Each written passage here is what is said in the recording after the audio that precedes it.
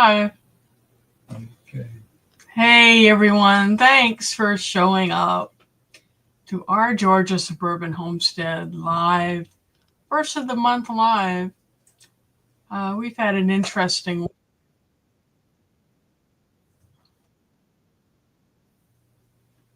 so it's been a week. We've got two back-to-back craft shows this weekend that we've been trying to get ready for, and I've been in the greenhouse potting things up and then working furiously on my resin to get things poured up for kids. Hey Suzanne, welcome in. How was your week? So what I've done tonight is I was intending on doing a premiere for half an hour leading up to the live broadcast.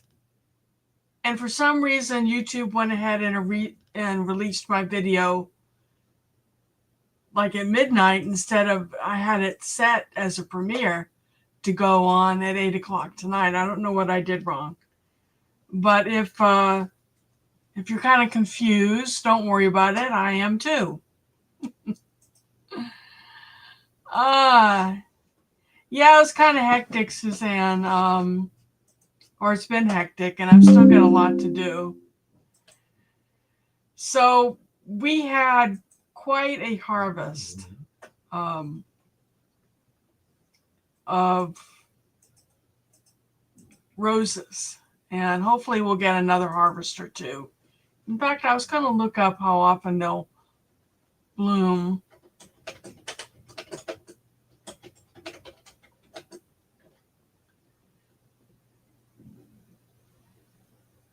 It says, according to Google, it's they'll bloom every 6 to 8 weeks throughout the season. So we should have a few more bloom cycles because yours truly, I used like a third of the petals that I harvested, which was this big basket of rose petals. And I used about a third of them and put the rest of them, kept them in the basket to fluff them, to dry them, because you can cook with them fresh or dried. And they're just not as pretty dried when you make your jelly. When you make your jelly with them fresh, as we did, it takes on the color of the roses, and these are pink. They're damask roses. So that video has been playing all day. It's only been a couple of people watching it, unfortunately. But if you want to see rose jelly, I do make a batch of lemon rose jelly, which we sold last weekend at the festival we were at. And people who tasted it went, wow, they didn't know you could eat flowers and bought one. Anyone who tasted it bought it. Suzanne, have you ever tried rose jelly?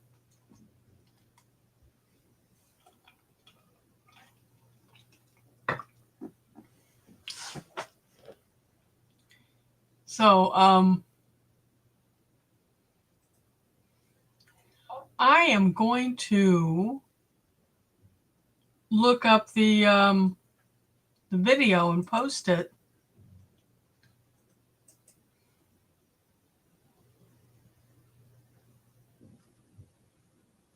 Oh gosh, when you click on YouTube, you get these headlines.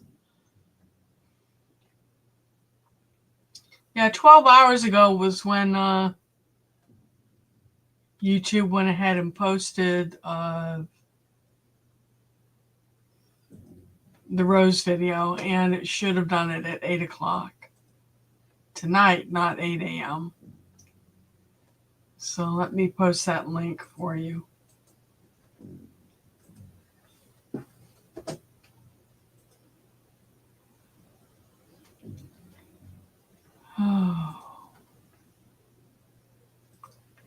I am going to pin that so that anyone coming in will see the link and go ahead and click on it. Suzanne, did you get a chance to watch that video today by chance?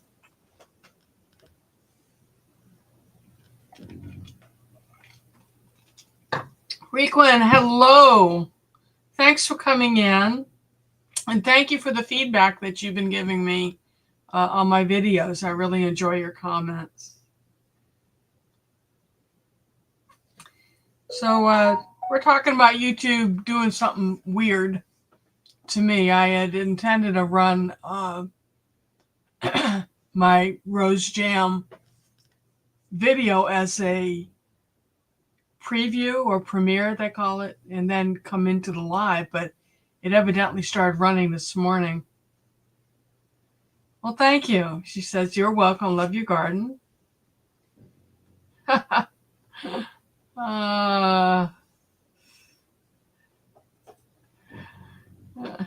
it was. I think I put a little too much lemon juice in it, for my taste anyway, because it was more of a lemon jelly with a hint of rose, and I wanted rose with a hint of lemon.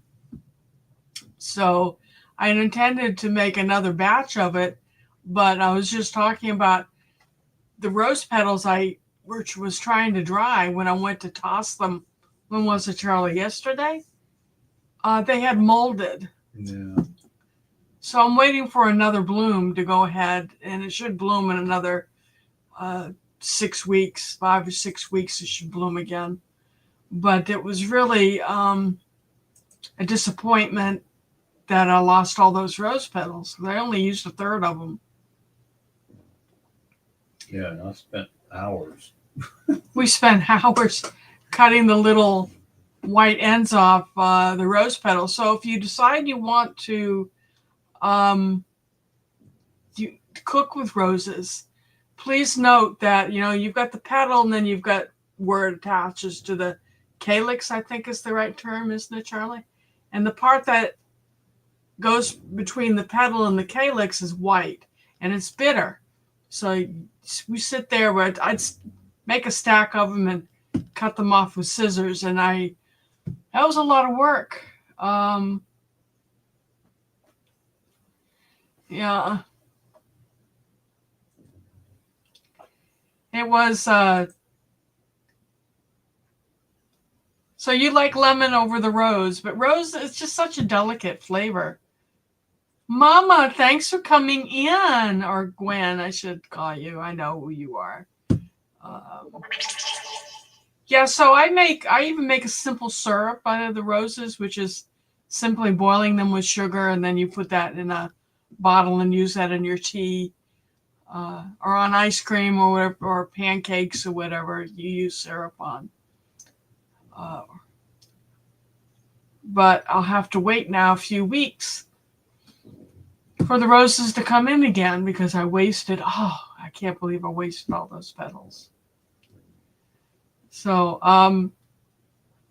we're going to drop the ball and punt it, because it didn't act like it should have, like with a premiere.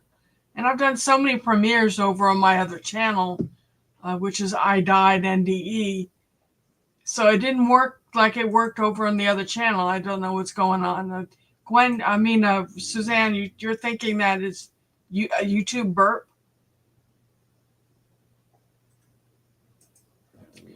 Rose hip jelly. I've never tried rose hip jelly. Does it taste like the roses? Do you cut off the white part of the petal if you make tea with them? I do.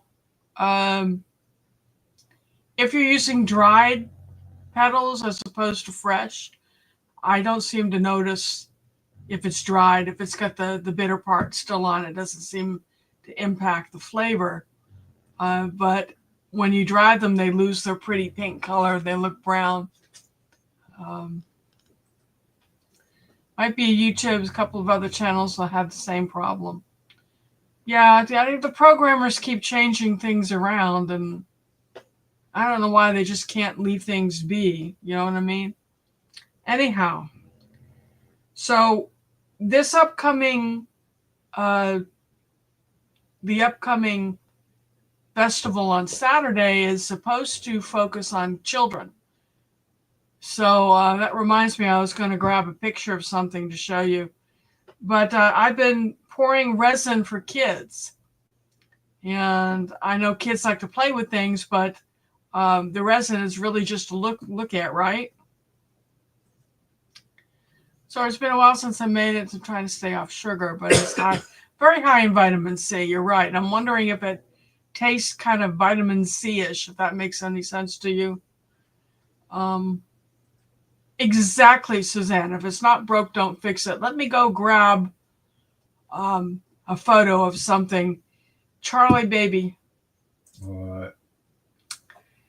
can you tell everyone what you've been doing this week? Yeah, post the picture. I will show the pictures in a second, but tell everyone what you managed to do without being stung. Can y'all hear me? I don't have a microphone on, so I'm coming through Lisa's microphone.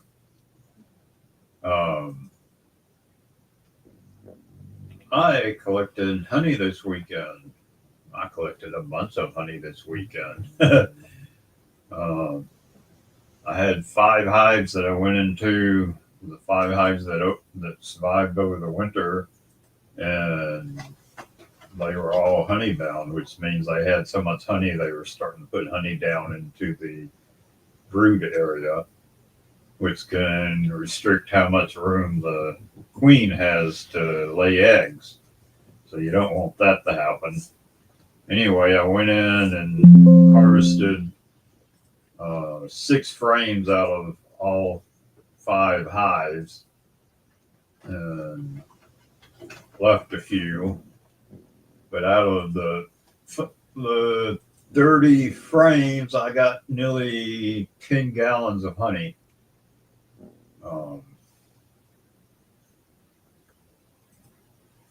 Yeah, I'm going to show you a picture in just a second here. Yes, rose hips are sometimes used in natural vitamin C supplements. Yes, they are. And Suzanne says, what have you been up to, Charlie? I can hear you, but sound is not as loud as Lisa. Yeah. So I am going to show you.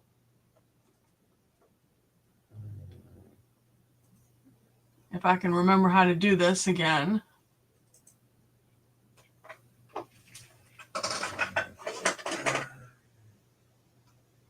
Let's see.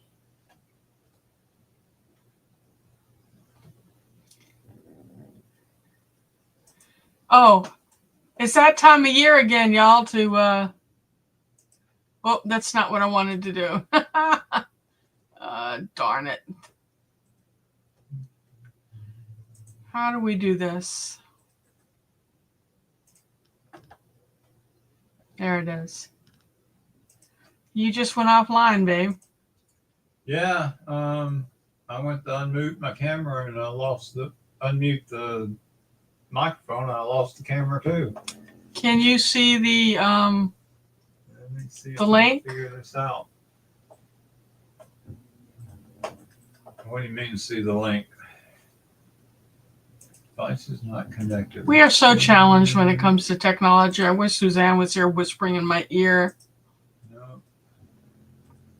You're backstage. Well, It's not working, y'all. Evidently you sent me backstage. Yeah, hold on, babe.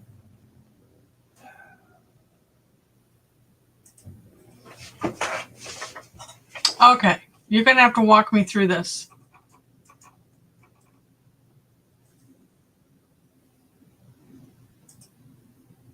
I need to connect your mic or cam before I can add them to your stream.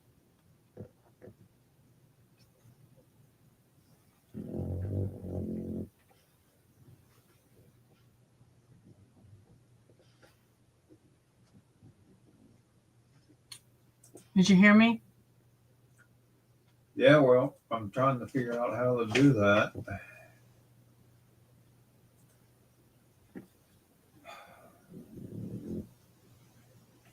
if I take these off. I promise I'll be back, y'all. I just have to figure this out.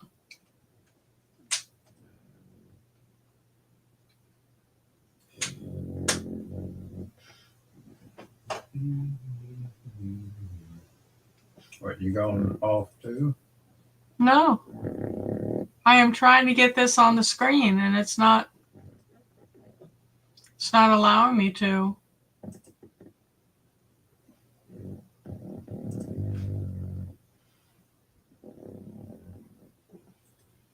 Do you remember what we did?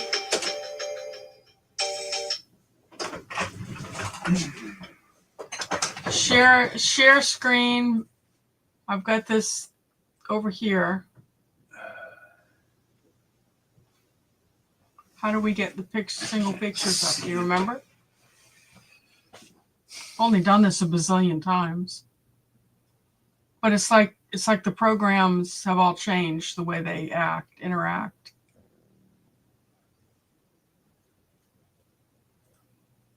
No, must be window. Right? Click on a picture. Double click it. Okay, so go back to there. Go back to here. There it is. Oh, that was traumatic. Yay! All right. Have I lost everyone? Okay, looks like everyone's still here. So, can you see that? Those of you watching on a cell phone, can you see what that is? Yeah, they changed it again. Hey, Rackhoff, thanks for coming in. So that is Charlie's head. A hat. That's his hat that he wore while harvesting honey.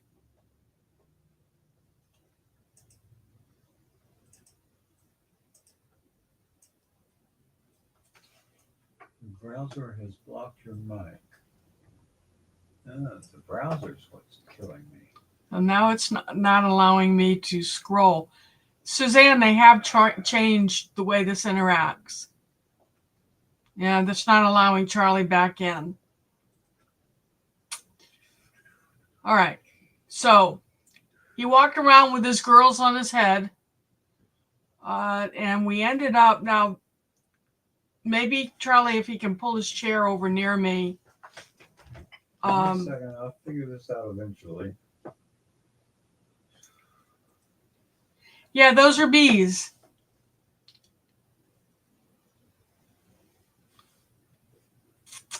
Yeah, they all landed on his head.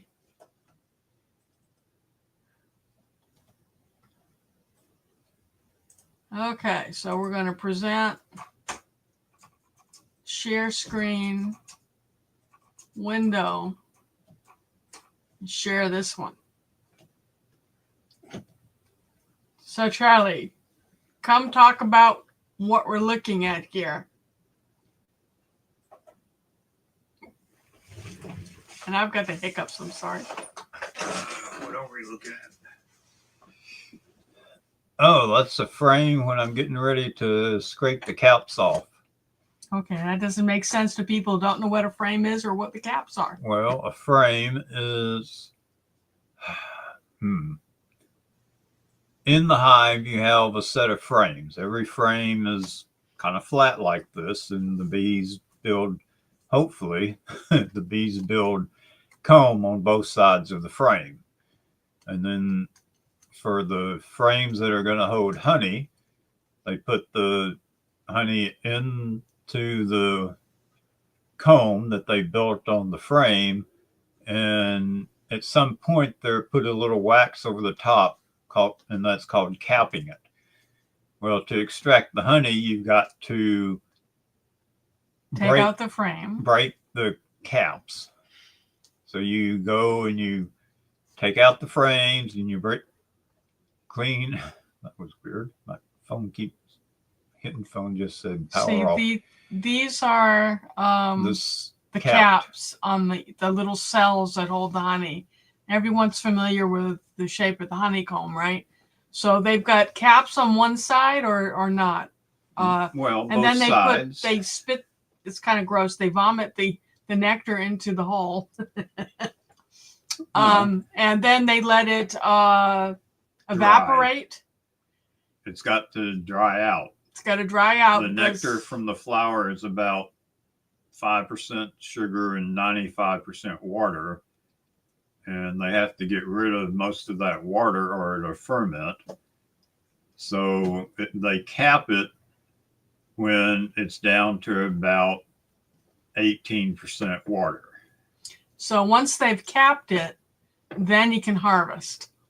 So usually Charlie does one harvest a year at the end of June because there's something called a nectar flow. So Charlie, explain what a nectar flow is.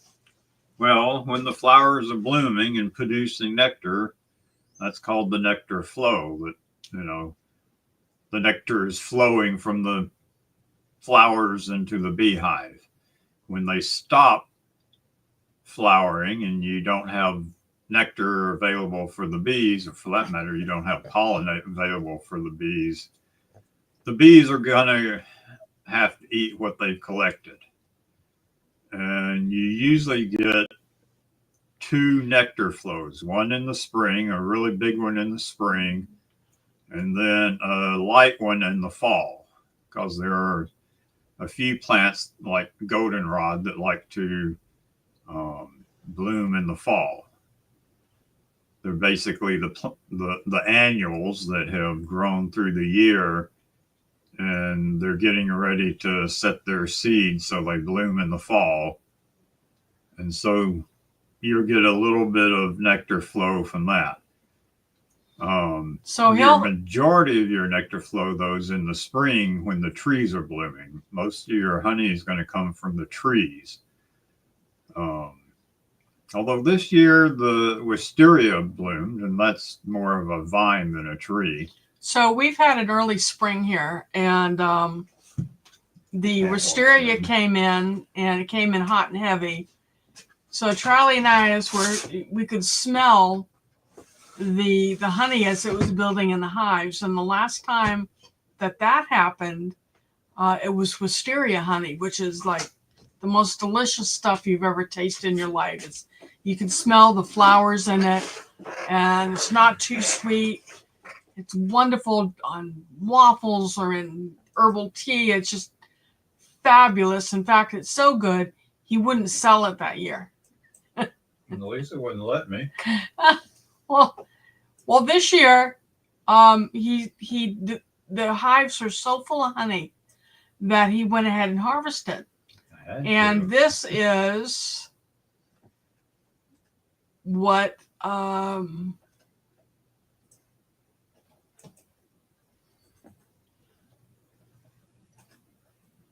oh, that's a video. Yeah, this is the honey harvest. Let's see, can I play a video through here? Video file.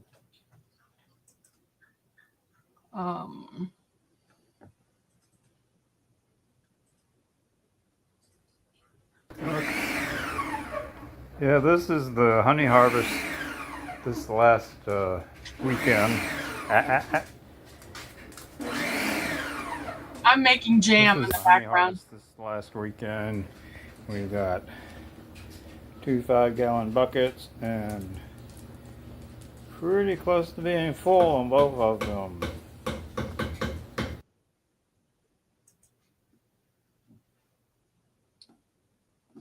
So, you see that, Suzanne? So, Requin asked, were they very mad at Charlie that was taking their honey, Charlie? Were they mad at you? They weren't too bad. It was a very sunny day, and on sunny days, the guard bees tend to go out to forage. There were 2 bees from one hive that were very persistent on following me around, but I did not get stung. You know what I'm going to do? I'm going to close this window and restart it. So that's almost 10 gallons of honey off a partial harvest. He only harvested less than half of the frames that he could have harvested. And I guess I'll let you sell one of the buckets, okay? But you're going to charge more for it, Charlie. Usually it's like $1 an ounce that when he sells it, and I think if it's special honey that you only see every 3 or 4 years, we need to charge more. Hell, 5 years ago when he first started, was it been 5 years you've been keeping the bees or longer? At least 5. At least 5. But the first year he did the beekeeping, he got black honey from the tupelo trees, and that's highly medicinal. It's got all sorts of really strong anti-inflammatory properties to it. And Charlie, what did that taste like? It's kind of like molasses, to tell you the truth. And so as Suzanne is saying here, the flavor of the honey changes with whatever the bees are harvesting nectar from. You've got some black honey on the counter, don't you? You want to go get it to show everybody what that looks I don't like? think that's black honey. It's just a dark bottle. It's a very dark bottle? Okay. But so Rack Hop is saying that they could make so much mead with that. Charlie makes mead. He does, don't you? Yes. So what's the best tasting mead that you've made so far, Charlie? The elderberry was the one I liked the best. You like the elderberry. We grew our own elderberries and put that in the mead. So Rack Hop, what flavoring did you flavor your mead with?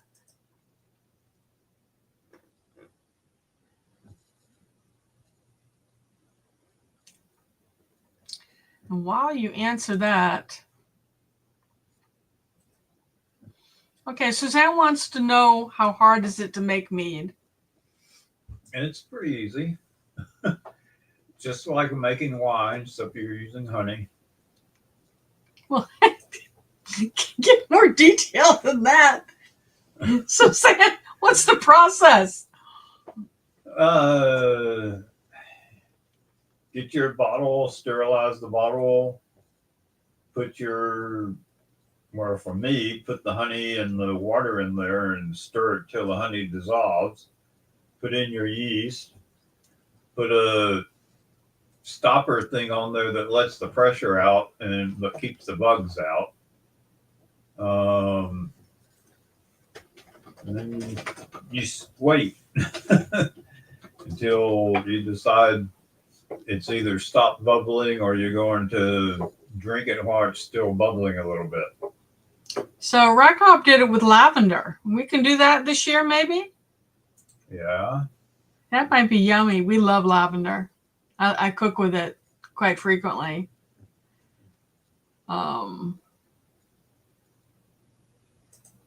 It says click on the camera, but there's no camera.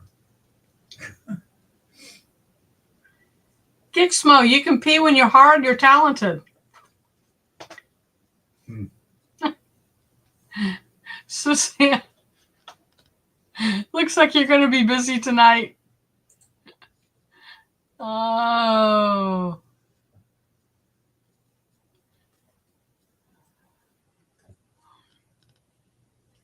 I'll keep you on your toes.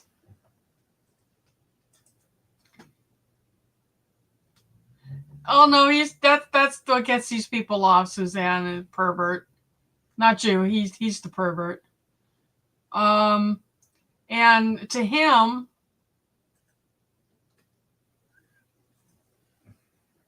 let's see. That's what I say to him. That's what I say to you, Gizmo. Okay. So Charlie, I don't know if he can look over my shoulder, but he's going to give us a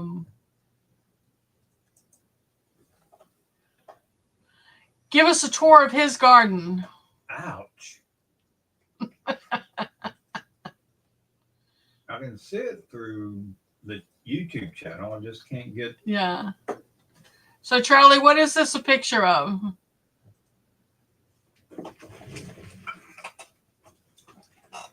Obviously, I'm getting. These are apple blossoms. I thought that was an apple blossom, What is the bloody? but it's our front yard, isn't it? So I don't know where that tree is. That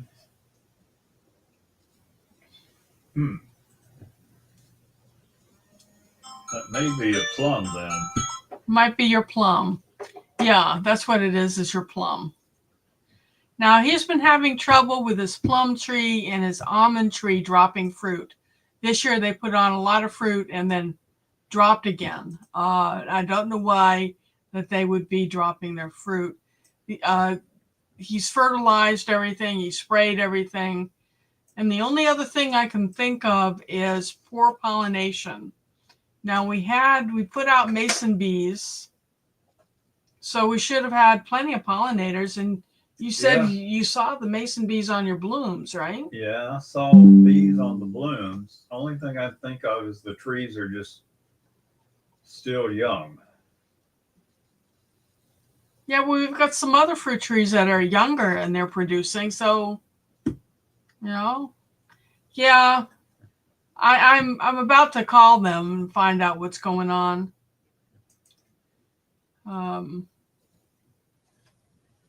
So then there's this one.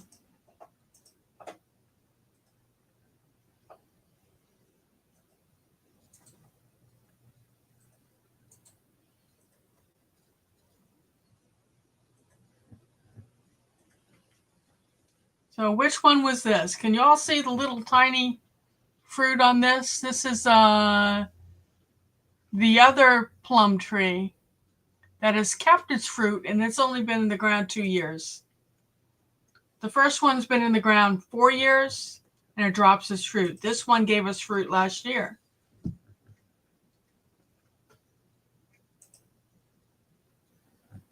Yeah.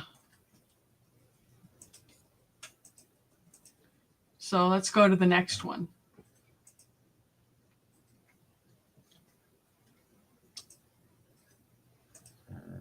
What is this one, baby?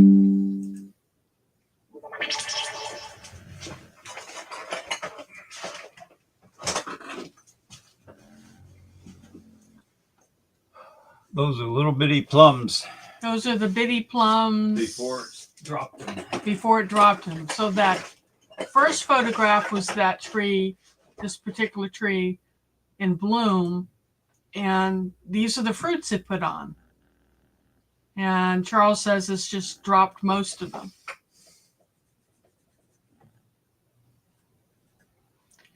Requin says, did the plum trees produce last year? Could be extra water when it's planted. Last year. You got one plum off that tree last year. Suzanne says, many years ago we had plum trees here. Wish I did now. Stanley plums are best fresh. I don't know what varieties he has out there. You know, it's a Santa Rosa and a Bruce. A Santa Rosa and a Bruce. The Bruce has got plums. And the Bruce is the one that's been feeding us. He gave us 3 or 4 plums last year. Yeah, it's a small tree. I put it in last year. And the tree's about my height. I mean, we put it in last year and it gave us fruit last year. And it's got fruit coming this year. It hasn't dropped yet.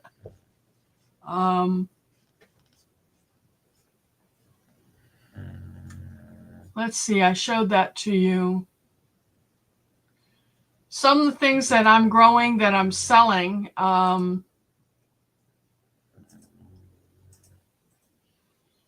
Let's see.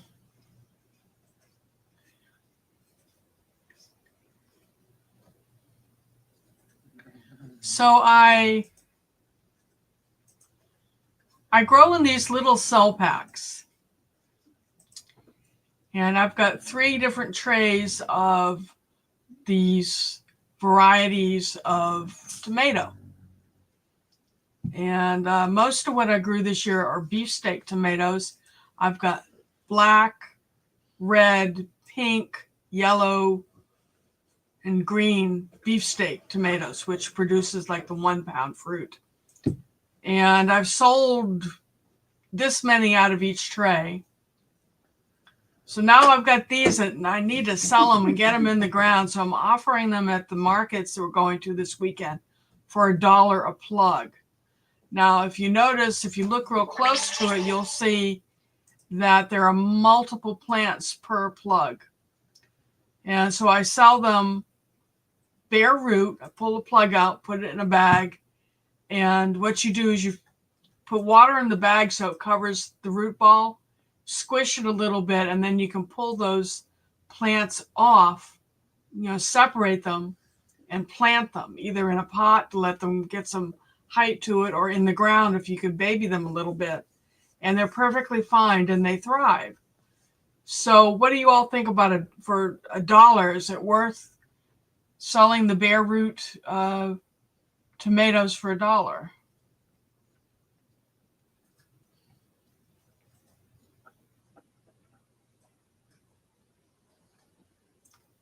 What do you think of that?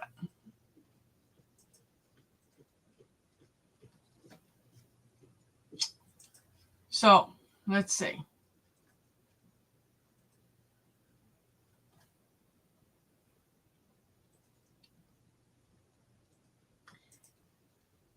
This is, who could tell me what this is? Anyone take a guess? It's my first time growing this. So Requin says that would be a deal in her opinion. So they're coming with us to the festivals. We've got one Saturday and Sunday this coming weekend. Yeah, plants have gotten quite expensive. Yes, they have.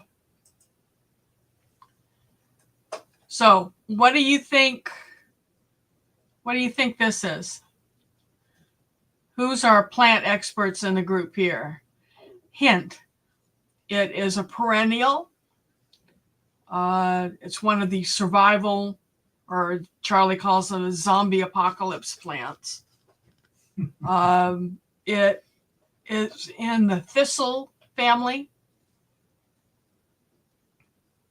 Anyone care to guess? This is cardoon. So cardoon, you don't grow for which is a type of artichoke. You don't grow for the bloom like you do the globe artichoke where you cut the bloom off and you cook that. You grow for the leaves, and these leaves will grow and they'll develop like little thorns on the sides of them. And you cut the leaves off and you take the thorns off. I plan to do that standing right there in the garden. And then you cook the leaf, and it's supposed to be quite delicious and taste like artichoke. So of course you cut the leaf off and another leaf comes and replaces it. So it's like a come again survival vegetable. So these came up quite well. I'm going to take a few with me to the market and see if anyone buys them. If they don't, we'll have cardoon out the yin yang. But that's how they look right now. There's another plant I grew.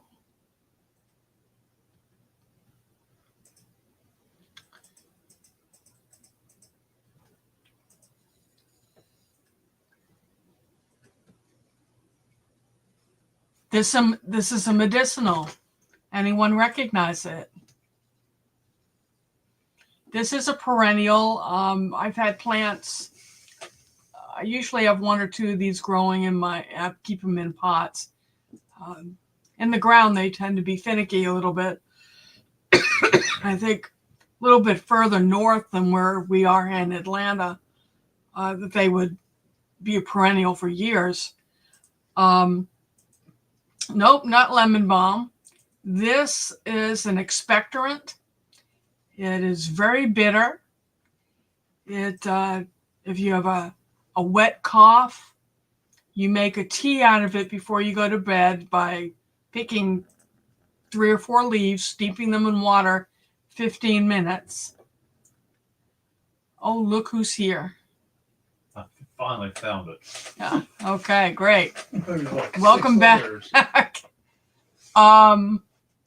Whorehound. Yes. Yes. Woohoo. Very good, Suzanne. When they get a little bit of size of them, you want me to try to send you one? I think they'll grow where you are, won't they? Let's see, Whorehound growing range.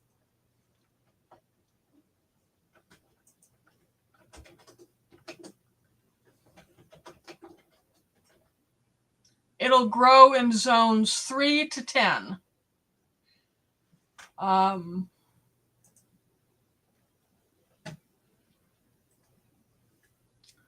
going to try to.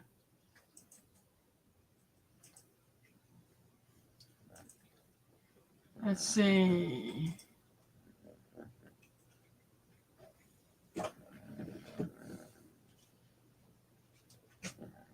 There you go. Thrives in USDA hardiness zones 3 to 10. It's a hardy perennial, meaning it can survive cold winters, even as low as zone 4. What zone are you, Suzanne? Zone 5. Okay. So remind me, please. Give me a month and check back with me and see how the Whorehound is looking. Because I just stepped it up from those little cells that I showed you a few minutes ago to a 6-cell tray, and I will sell these as individual plants. So when they're big enough to go into individual pots, then I'll try shipping, and then you'll be my guinea pig to see if I can ship a live plant without killing it. Marubium vulgare, I don't know if that is a type of mint.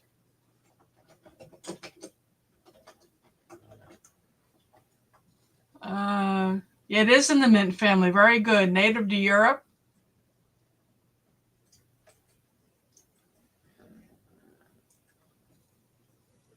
You know your stuff, Suzanne.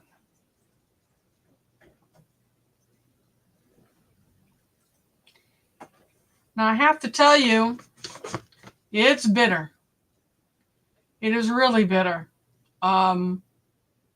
Copious amounts of honey and lemon in your tea when you're taking it medicinally. Some people make candy. Some of you may remember Whorehound candy years ago. I think you can still get it in some places.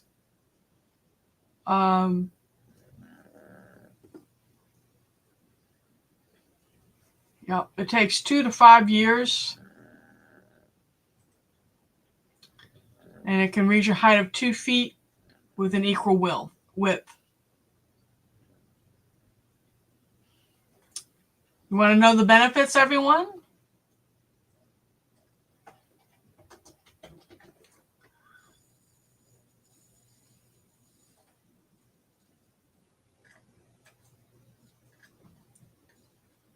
Now, I will tell you, my doctor, I gave some to him one year because his mother was not responding. She had the flu really badly, and she wasn't responding to a Z-Pack he was giving her.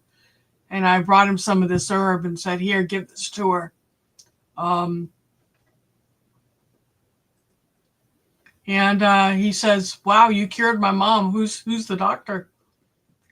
So it's used as a vasodilator, diuretic, and treatment for intestinal parasites. So if you think he gets some wormies, you might want to drink some tea.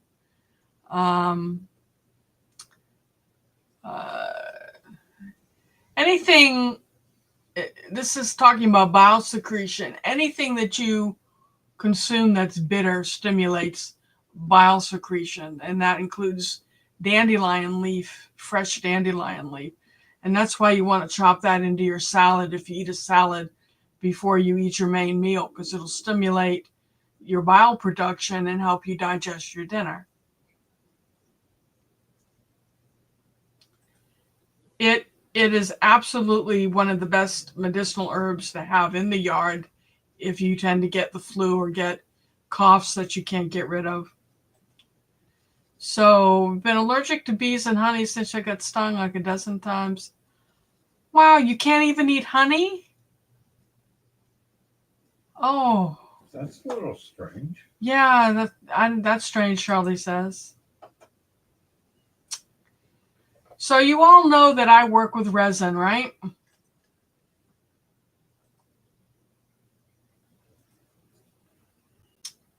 So I have been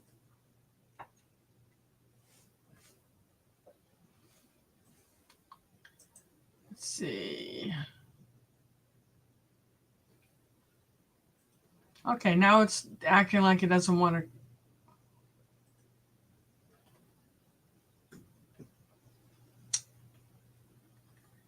I have been doing resin, and I'm trying to do resin for kids. So with resin for kids, I'm thinking animals, right? So I made a bunch of eyeballs.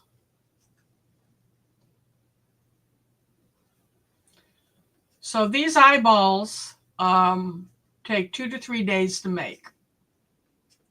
And I start off with a cabochon mold that produces, the round stone. And I start with clear resin, and then I hand paint the black pupil. And I do a number of shapes. These shapes, the slit, can be used for dragon eyes. The round ones go into like frogs, or some of the slits go into frogs. But what really excites me is I got glow-in-the-dark colors. So the pink is going to glow in the dark, the red's going to glow in the dark, and I've got some green. I think the light green is going to glow in the dark. So if I'm going to offer the eyeballs for sale just as eyeballs, but not to kids, to other crafters that might want to use this in whatever they make. But I'm afraid if I sell it to children that they'll eat it and, cause problems. But I am excited about the glow in the dark. I think that's a glow in the dark color too.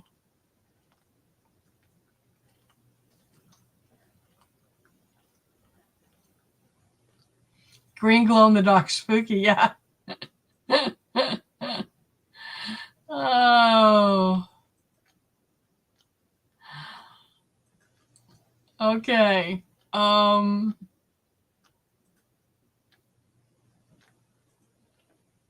And I showed one of these that I had made to my Facebook page. And one of my friends who's up in Canada asked, could I make it out of, make it teal?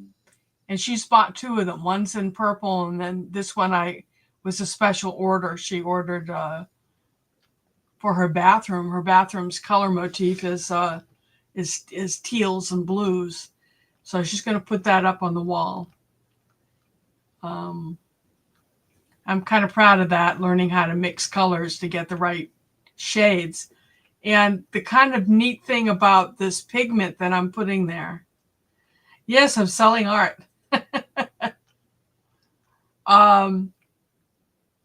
is that as you move it and change the lighting, it kind of changes color. I don't know if y'all, Suzanne, can you see the eye? I put one of my eyeballs in the fish.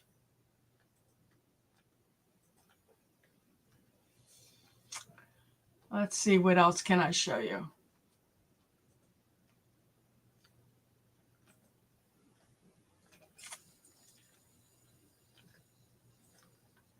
I'm proud of this one too, because that's one of my eyeballs. What do y'all think of that one?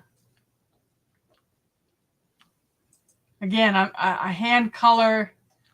What you do with the pigment is you rub it into the mold before you pour your resin. And then I take my eyeballs from that tray of eyeballs I showed you and try to stick them in the mold and then you pour the resin on top so it hardens. And you can see in the frog, this particular frog, I put the Day-Glo green in it. You love him? He's cool. Cool beans. And then Charlie's bored. Look at him. Okay. Image file. I think your kids like lizards and snakes, right? So this is a gecko, again, with one of the eyes that I handmade. You singing? You said I love spiders and snakes, and I was singing the song I don't like spiders and snakes. He doesn't like spiders and snakes. And that ain't what it takes to love you. Yeah, sad fishy eyes. They really work well to get the creature expression. Yeah, it is kind of looking at you like, feed me. But you see here, I've got a snake in the background.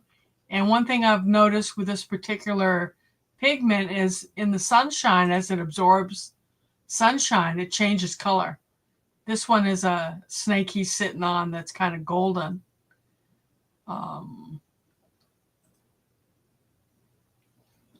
And not that this has anything to do with gardening, right? But I just got this mold, and it's got kind of a mandala pattern to him. You can see how that, as the light changes, he changes.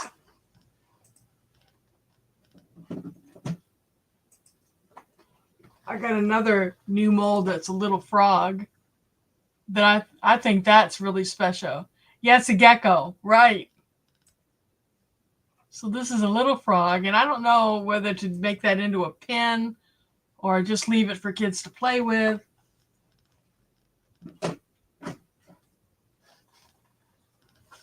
I've got little goldfish.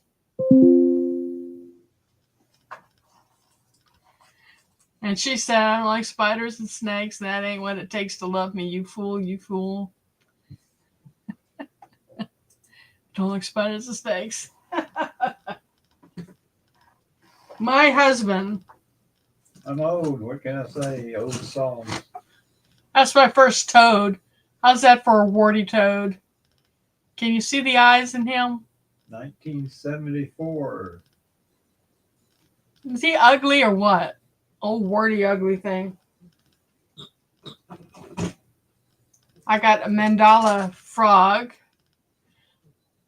I figure when my friend sees this, she'll probably want it too. And I can change all sorts of colors in it. And I put little toes, I put beads for the toes in it.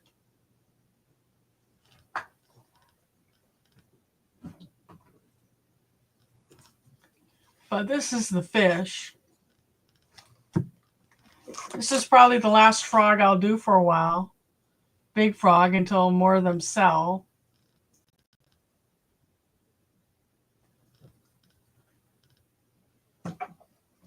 I did a slew of dinosaurs.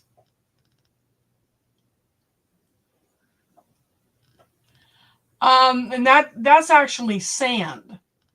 Sand and little eyes that I made. This resin, Suzanne, is not supposed to yellow in the sun. So again, I don't know. I cure them. I finished curing them in the sun by setting them out in the sun for a day or two. I made a soap dish with real seashells. That's a soap dish or trinket dish. I just made another goldfish. I'm trying to color them so they look real. I don't know if I'm having any success, but this is one that I'm really excited about. And I think some child might like that on their wall. See his eyes? What a cute face. What a cute face. Look at the colors in him. So that's the resin I've been working on. Oh, there's something hiding under my... Here's another dragon.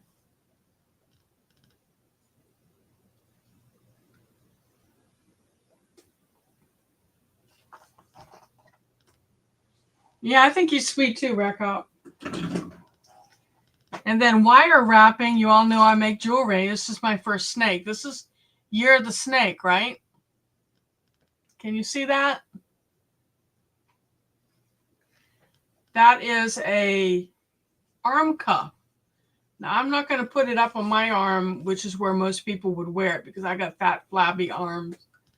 But that will give you an idea what that would look like on your arm. And I think I'll make a couple more of those because I've got semi-precious stones for the heads.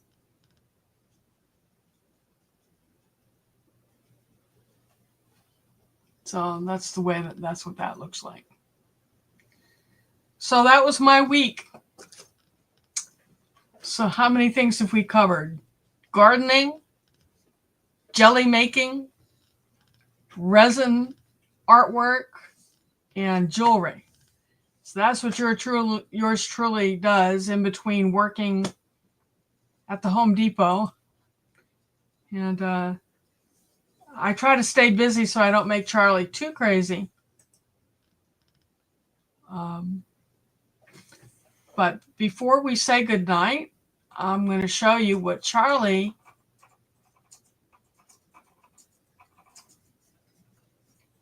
made for dinner.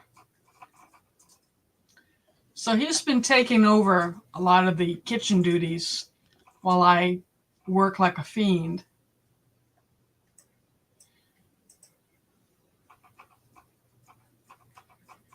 Oh. So Charlie, you going to tell us what this is?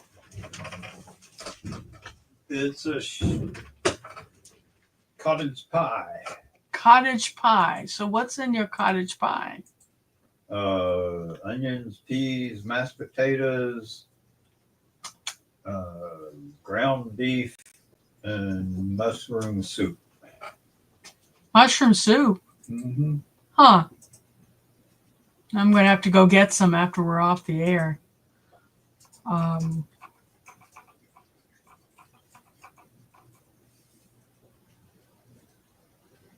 Oh. Suzanne, I want everyone to give to Susanna a round of applause. What a good job you're doing. David, hey.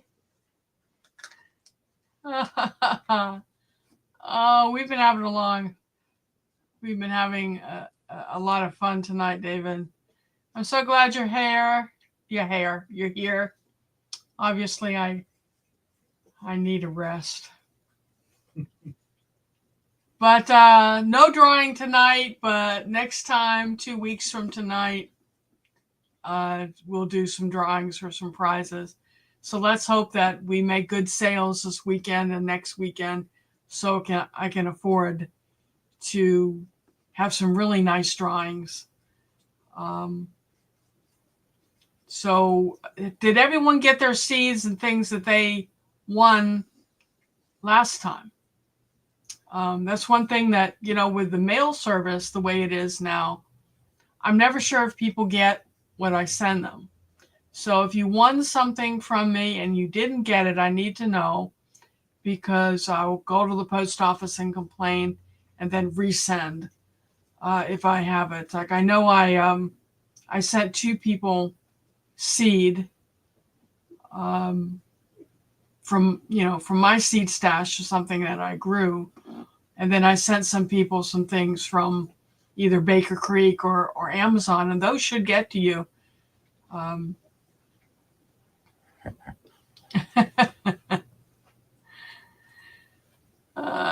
Okay, good. I'm glad you got the book. Which book did I send you?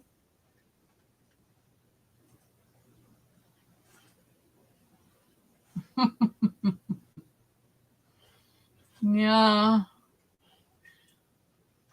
I can't even remember what I sent to you. So, David, I know I've got you all trained to come in at 9:00, and I backed it down to 8:00, 8 to 8:30, to see if more people would show up, and it seems to be the same number of people showing up for the live broadcast and reading, because there's a whole lot of people that will come in and read or watch the broadcast after the fact, like the next day or so. Your son as bad as I do. I think I got it. Yeah. So, that being said, I want to thank you, everyone, for taking the time to come and spend some time with me. I know time is precious. And I want everyone to have a wonderful next 2 weeks. I hope to see you at 8:00, second Thursday or third Thursday of the month. And I'm going to see if I can get a guest to come on. I'm going to try to pin someone down to doing that. And Beginner's Survival Gardening Guide. Does it look like a worthwhile book, Suzanne?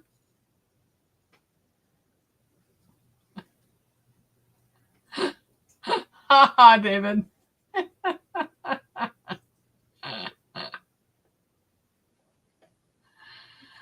Oh, well, I hope you enjoy us, Rock Hop. And thank you for participating. So, Suzanne, I'm going to put you on the spot next time and ask you to tell me what part of that book you like. So we talk a little bit about it. So until then, I'm going to be going crazy trying to keep my inventory going and going to these markets. And I work Charlie to death. He gets his exercise. Who needs a health club, right, Charlie? No, You just really. I get him exercising. So until next time, I want everyone to have a safe and joyous 2 weeks. And remember, treat each other well, please. And tell those that you love them, because you never know. All right? See ya. Wave goodbye, Daddy. I mean, we can see you. Okay. Bye. Bye.